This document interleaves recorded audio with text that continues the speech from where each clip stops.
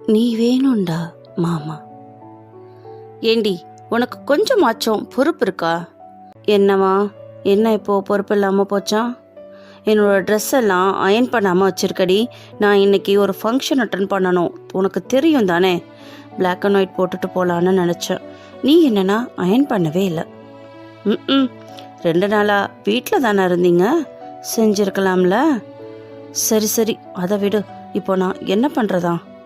அதானே, தப்புன்னு சொன்னால் மட்டும் அப்படியே மழுப்புவீங்களே. ஆளைப்பாரு, கொஞ்சம் கூட பொறுப்பே இல்லை. ஏய், என்னடி புருஷனை திட்டுற? பின்ன பக்கத்து வீட்டுக்காரனையா திட்ட முடியும்? அதுக்கு தானே கல்யாணம் பண்ணி வச்சுருக்காங்க.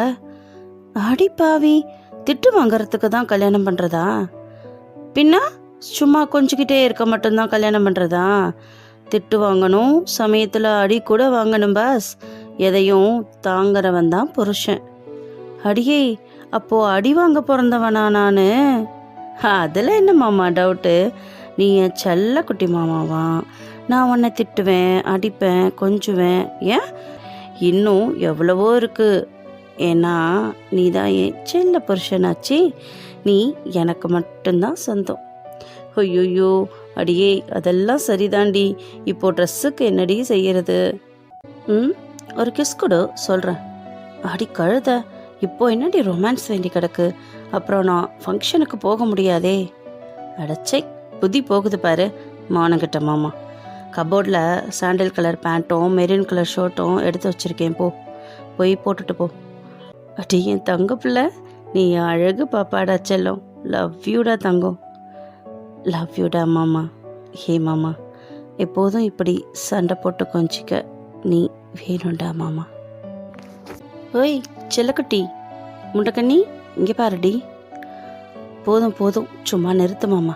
எப்போ பாரு கொஞ்சிக்கிட்டு. ஏண்டி, நான் கொஞ்சிறது உனக்கு பிடிக்கலையா? அப்படி இல்லை மாமா, புருஷன் கொஞ்சினா பொண்டாட்டிக்கு பிடிக்காம போகுமா என்ன? நீ கொஞ்சினா எனக்கு ரொம்ப பிடிக்கும். பின்ன ஏண்டி வேணாங்கிற? நீ கொஞ்சியே கொல்லுவ, போடா. நான் கொஞ்சம் தாண்டி நீ மெருகேறிக்கிட்டே போற. ஓஹோ, அப்போ நீ கொஞ்சறதுனால தான் நான் அழகா இருக்கேனா? அப்படி இல்லடி ரசாத்தி, நீ அழகு பொண்டாட்டியா? நான் கொஞ்சம் போது வெக்கப்படுவ பாரு, அப்போ பேரழகா தெரிவ. தேவதை மாதிரி சும்மா சிவ்வுன்னு இருக்கும். நீ என் அழகு தொப்ப, தெரியுமா? ஐயோடா, போதும் போதும் மாமா, போதும். அது என்ன மாமா, பொதுவாகவே எல்லாரும் தன்னோட பொண்டாட்டிய ஸ்லிம்மாக இருக்கணும்னு நினைப்பாங்க.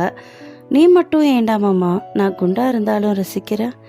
அதுவும் ஸ்பெஷலாக அழகு தொப்பைன்னு என் தொப்பையை கொஞ்சிற. எப்படி மாமா அது? அதுவா, நிஜமாவே நீ க்யூட் தொப்பை தாண்டி செல்லும். பாப்பா, நான் கொடுத்த உயிரை நீ சுமந்த இடம்டி அது, புரியலையா? நம்ம 2 பசங்களும் இருந்த இடம் அது. அப்புறம் எப்படிமா உன் தொப்பை பிடிக்காம போகும்? வாவ், டிஃப்ரெண்டானவன் மாமா நீ. அதுவும் ரொம்ப ரொம்ப ரசனைக்காரன்டா நீ. இந்த ரசனைக்காகவே நீ வேணும்டா மாமா.